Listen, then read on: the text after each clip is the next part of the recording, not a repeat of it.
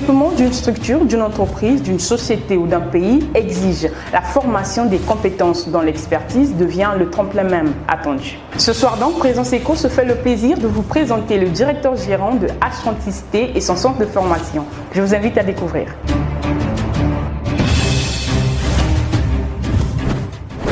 Bienvenue Ngouama, bonsoir. Bonsoir madame. Et bienvenue sur le plateau de notre émission. C'est moi qui vous remercie. Alors vous êtes connu sous le sigle H36T. Qui êtes-vous et que faites-vous exactement? Bon, H36T c'est un sigle et en long c'est Horizon 36 Technique qui est une entreprise congolaise régie dans le registre congolais qui fait de l'industrie. Et dans l'industrie, nous évoluons dans les domaines, dans les activités comme la maintenance, la formation industrielle pour les métiers qualifiants, l'hydraulique et les services divers. Voilà.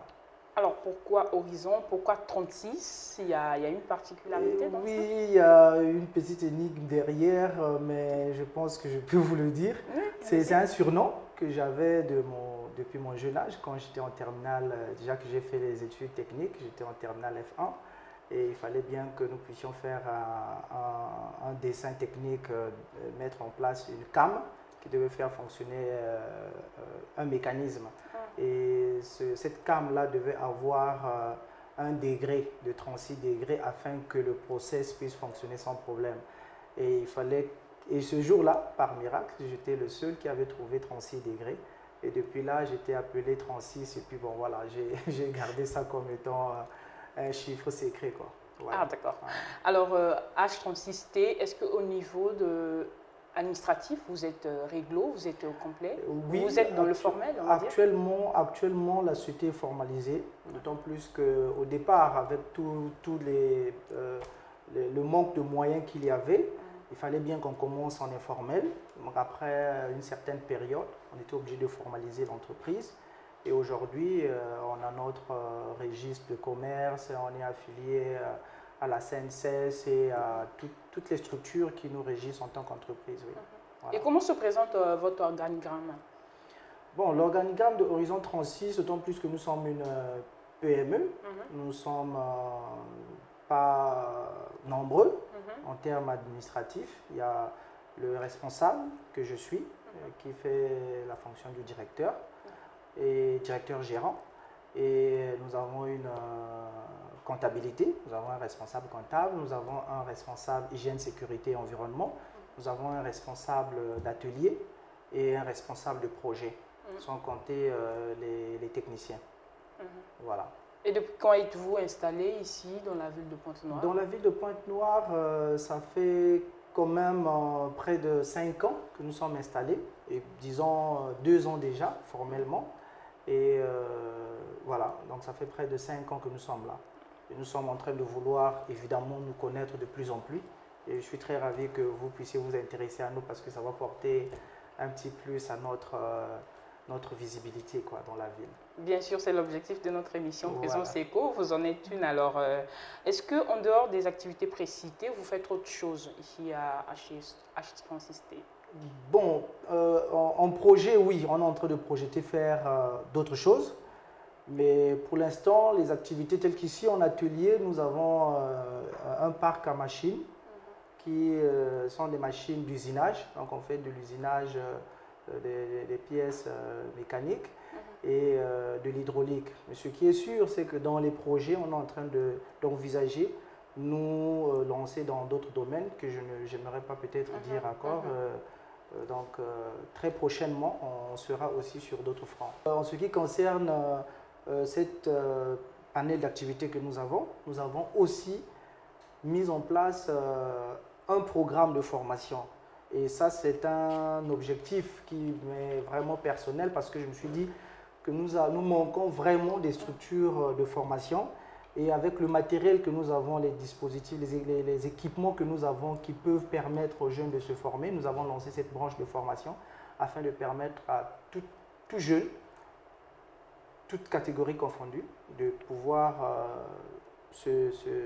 s'inscrire, voilà, se former dans notre établissement afin d'obtenir une formation digne de ce nom.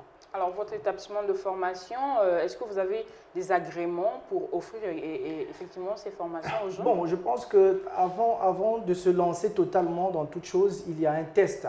Et ce test, c'est ce que nous sommes en train de faire actuellement. Nous ne sommes pas reconnus comme entité de formation en tant que telle, mais il y a beaucoup de sollicitations dans ce sens. Et donc, nous avons lancé un échantillon pour voir est-ce que nous avons déjà du point de vue matériel, nous avons des équipements. Maintenant, il faut qu'on sache exactement comment est-ce que se font les formations, quel agrément nous devons avoir et tout ce qui régit le domaine de la formation. Ce qui est des équipements, nous sommes super équipés pour que la partie pratique soit assurée. Alors, dans cette formation, quels sont les services que vous offrez? Bon, pour la formation, nous avons les métiers industriels. Vous savez, comme nous sommes dans une zone économique qui est Pointe-Noire, ça veut dire que les activités de formation devront être fixées dans le monde industriel. Sur ce, nous mettons plus d'accent sur l'instrumentation, l'électricité industrielle, le génie mécanique et l'informatique. Voilà. Alors, ce sont là des domaines qui sont beaucoup prisés par les jeunes aujourd'hui. Voilà, voilà. Alors, pour tous ceux qui vous suivent, quels sont les critères d'admission à votre centre, à votre établissement de formation? Bon, pour notre centre de formation, les critères d'inscription sont généralement standards. Nous sommes un jeune établissement, donc on n'a pas trop de rigueur dans ce sens, mais le niveau intellectuel est quand même requis à partir de la 3e pour ceux qui sont en enseignement général et à partir du BET pour ceux qui sont du domaine technique déjà.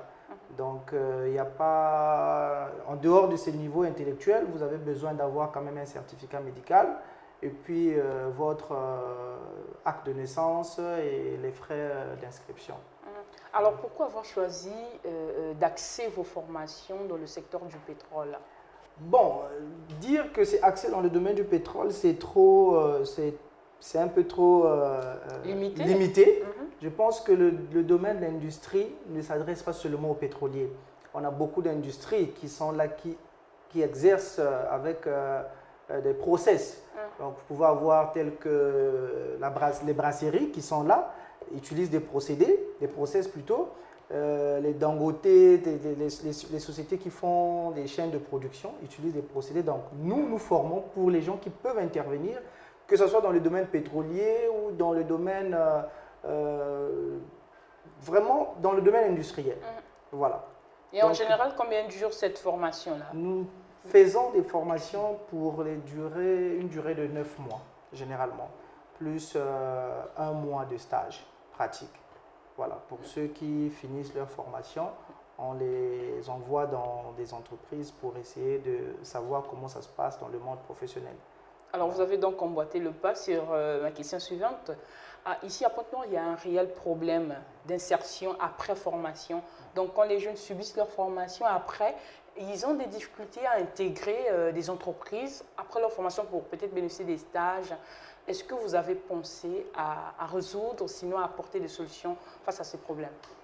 Vous savez, ça c'est un grand sujet. Je pense que pour les gens qui vont nous suivre et peut-être pour les autorités qui vont nous suivre, ça c'est un grand problème. Et en tant que jeune entrepreneur, je fais face à ce genre de situation. Vous voyez telle que la structure elle est, on ne peut pas recevoir plus de 20 stagiaires.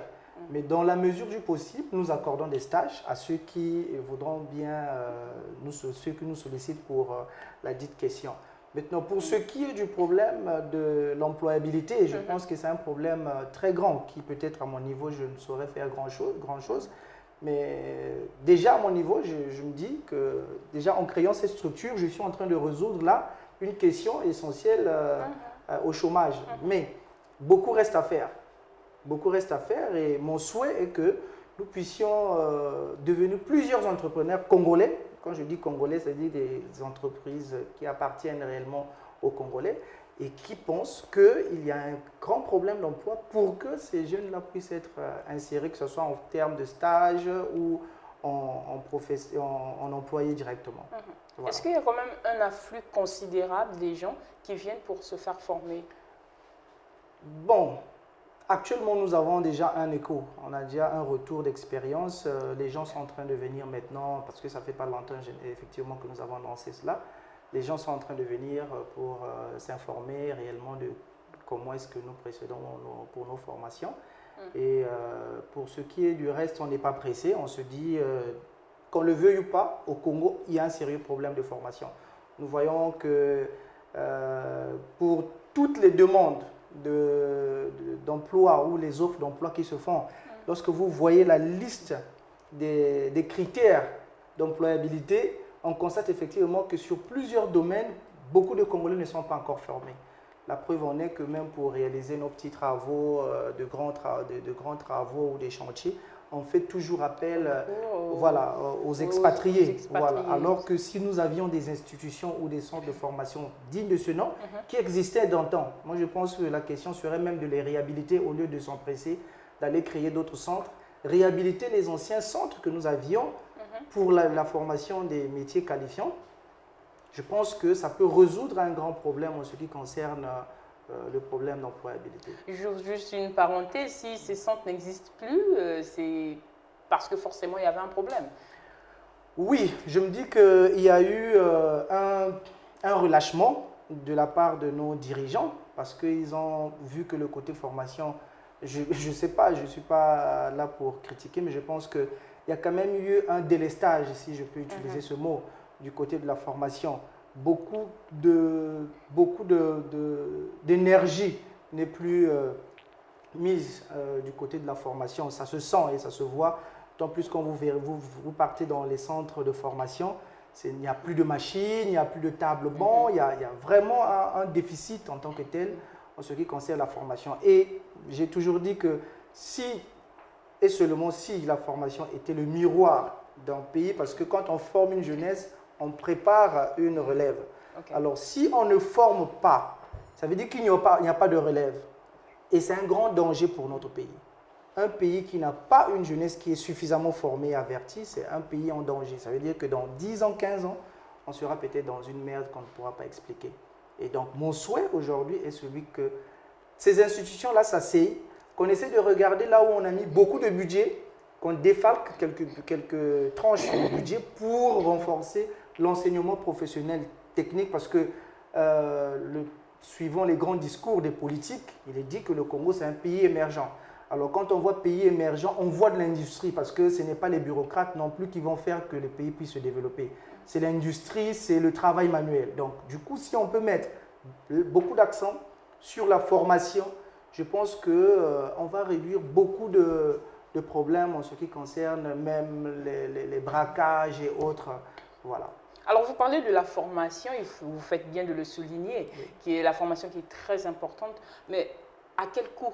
Quel est le coût de la formation, si on peut parler de H36T, quel est le coût de la formation chez vous? Bon, vous savez, moi je sors d'une famille pauvre et ma philosophie aujourd'hui consiste à venir en aide à ceux-là qui sont un peu en budget limité, pour accéder à des formations dignes de ce nom.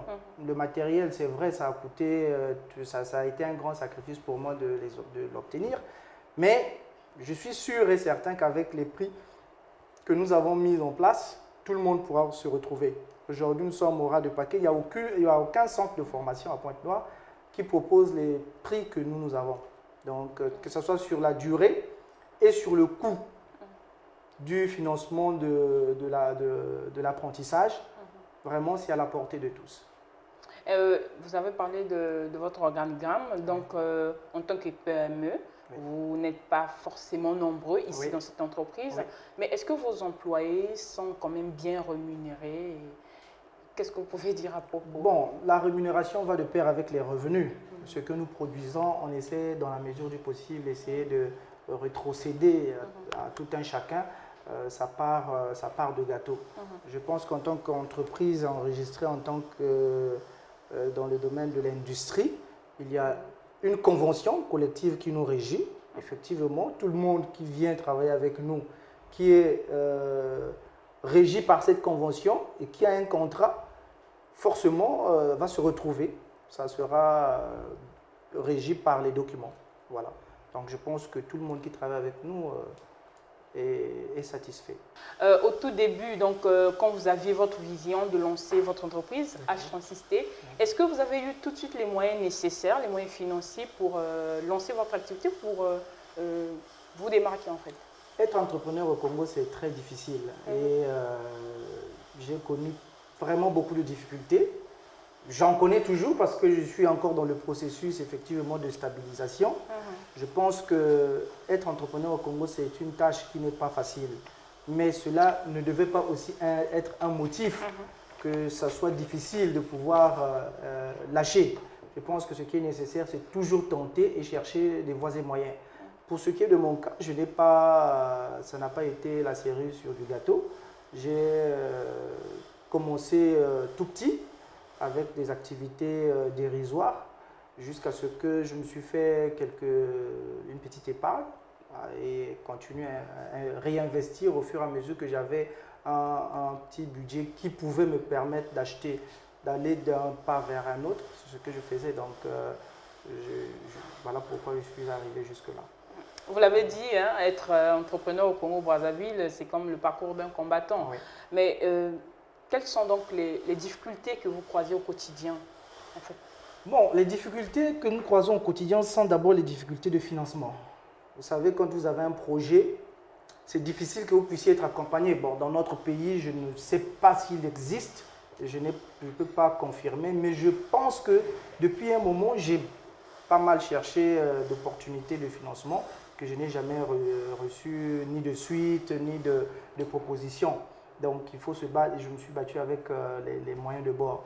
Et les difficultés que nous rencontrons sont d'abord, premièrement, de financement et puis les difficultés d'insertion sur le marché. On est abandonné, presque abandonné à nous-mêmes. Donc, vous devez créer votre entreprise, vous devez chercher les marchés vous-même et vous devez aussi chercher à vous stabiliser vous-même. Et vous avez des impôts ou des taxes à payer? Mais bien sûr, dès que vous ouvrez, dès que vous êtes enregistré, il y a certainement une période d'une année qu'on vous donne d'observation, mais après tout de suite le compteur est mis en marche. Sans pour autant qu'on vérifie même est-ce que ce que vous avez eu à lancer, ça a donné ses fruits ou pas.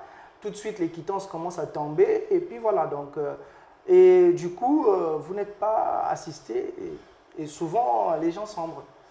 Voilà, vous finissez à la cathode parce que vous pouvez avoir un bon projet. Si vous avez un financement, que ce soit d'une institution quelconque, parce que toutes les institutions, là, nous sommes partis pour demander de l'aide, nous ont dit qu'il faut des garanties. Mais vous savez, avoir une garantie, par exemple, on vous demande d'avoir une parcelle de valeur au centre-ville. Vous voyez, quand vous avez l'âge de 35 ou de 18 à 40 ans, je ne vois pas par quel mécanisme, si vous avez parcouru réellement votre vie, par quel mécanisme vous allez partir à avoir un patrimoine au niveau du centre-ville ou une parcelle de valeur pour donner en garantie. Je pense que si aujourd'hui, dans d'autres États, on le voit, non, il y a des dépôts de garantie que l'État fait auprès des banques pour soutenir ou subventionner les petites entreprises. Et chez nous, je ne sais pas si cela existe, ces fonds de garantie, mais bon. Je n'en ai pas vraiment connaissance. Mais en ce qui vous concerne, est-ce que vous pensez que ce manque d'accompagnement-là peut faire qu'un jour que H36T venait à fermer ses portes? Bon, déjà, nous, vu le temps que nous avons fait sur le marché, ça va devenir un peu difficile pour que cela puisse nous affecter. D'autant plus que nous nous sommes dit que si, et seulement si on n'est pas accompagné aujourd'hui, c'est peut-être parce que nous sommes faibles. Alors, donc, on essaie, dans la mesure du possible, essayer de nous situer, devenir fort, et je suis sûr que certainement, ils nous viendront en aide. Parce que c'est, bon, disons, c'est la loi de la nature. Hein. On donne à celui qui a un peu, celui qui n'a pas, on retire même ce qu'il a. On retire même ce qu'il a. Voilà, okay. Voilà. Donc, c'est un peu ça la philosophie actuelle. On se dit, on ne va pas être pressé. On a souscrit notre entreprise pour 100 ans. Généralement, c'est pour 100 ans, c'est qui démontre que l'entrepreneur vit même dans la foi.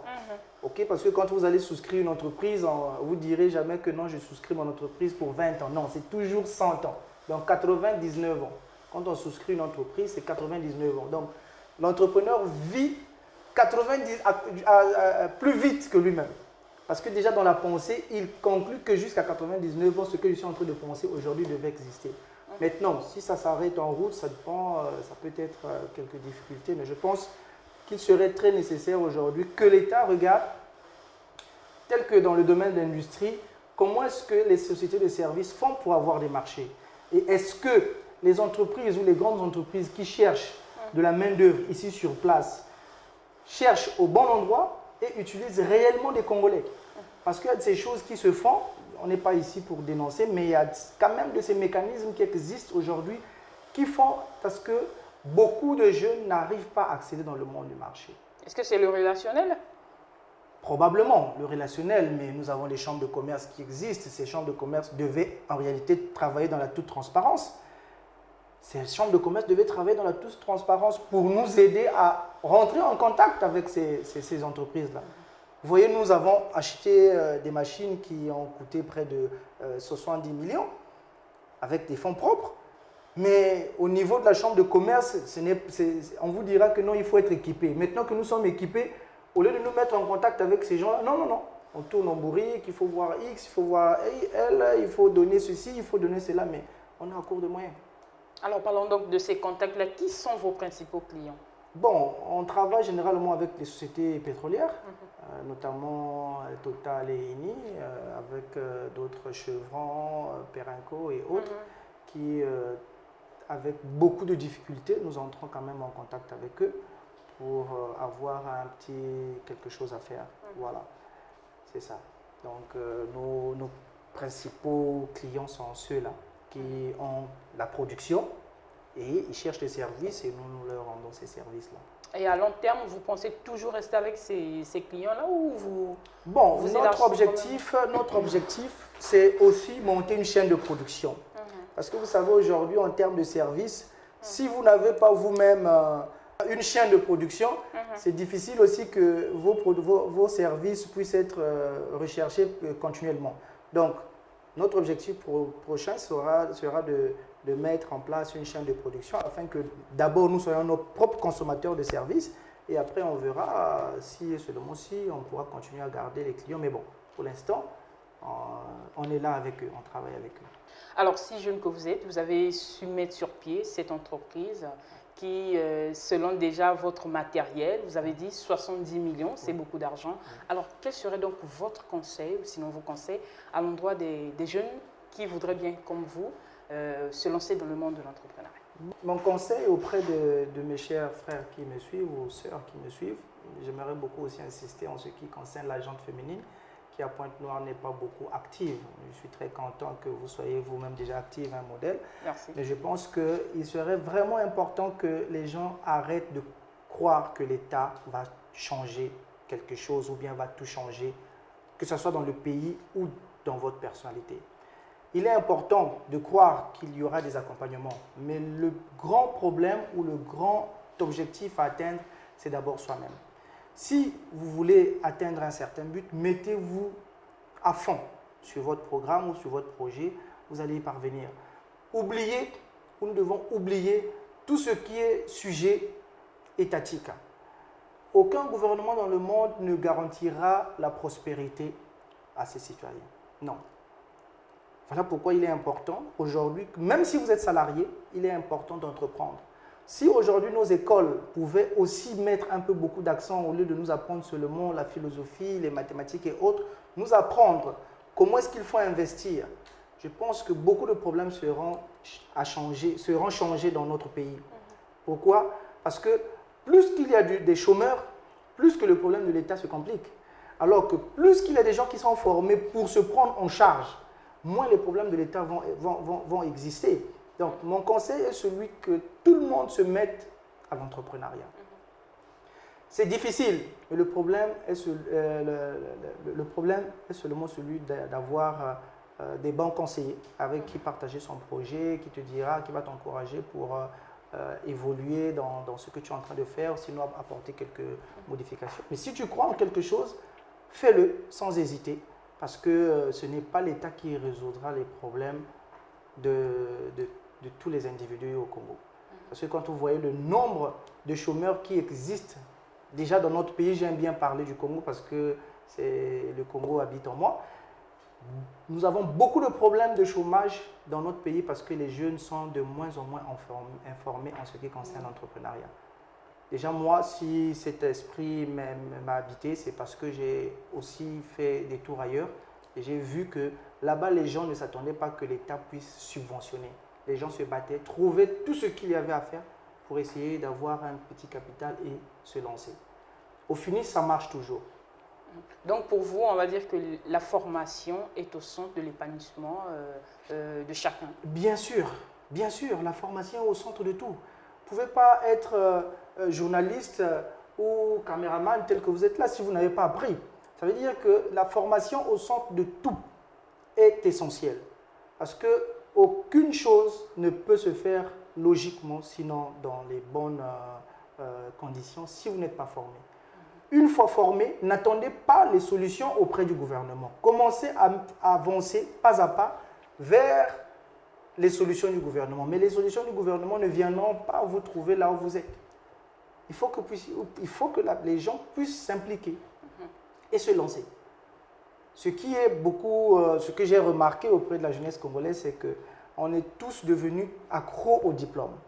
Et ce problème de diplôme est en train de freiner les réflexions. En réalité, quand vous voyez les pays comme les États-Unis, même la Chine, ce qui fait la Chine aujourd'hui, c'est les petites et moyennes entreprises. Mais ce ne sont pas les milliardaires ou les multimilliardaires chinois ou le gouvernement chinois qui créent ces petites entreprises-là. Mais c'est des individus comme vous et moi qui ont compris que j'ai été formé, je ne croise pas les bras, je commence à faire quelque chose. Même si j'ai un master 2 en ceci ou cela, ou je suis ingénieur de quelque chose, il faut oublier ces diplômes-là et réfléchir sur quelque chose qui va vous rapporter de l'argent. Parce qu'au final, ce que nous cherchons, c'est l'argent.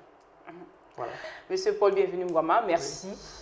C'est moi qui vous remercie. Je pense que des occasions pareilles sont aussi difficiles, d'autant plus que les médias sont réservés aux hommes politiques qui nous disent trop de choses mais qui réalisent peu.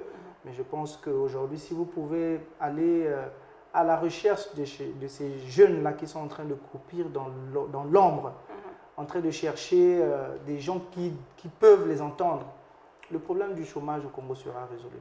C'est l'objectif de Lux TV. Alors, une fois de plus, merci. Je vous remercie aussi, madame. C'est la fin de notre émission Présence Éco. Nous avons été avec M. Paul Bienvenu Ngouama, qui est directeur gérant à H36T. Je vous dis à très bientôt sur Lux TV avec le même plaisir pour vous servir. Au revoir.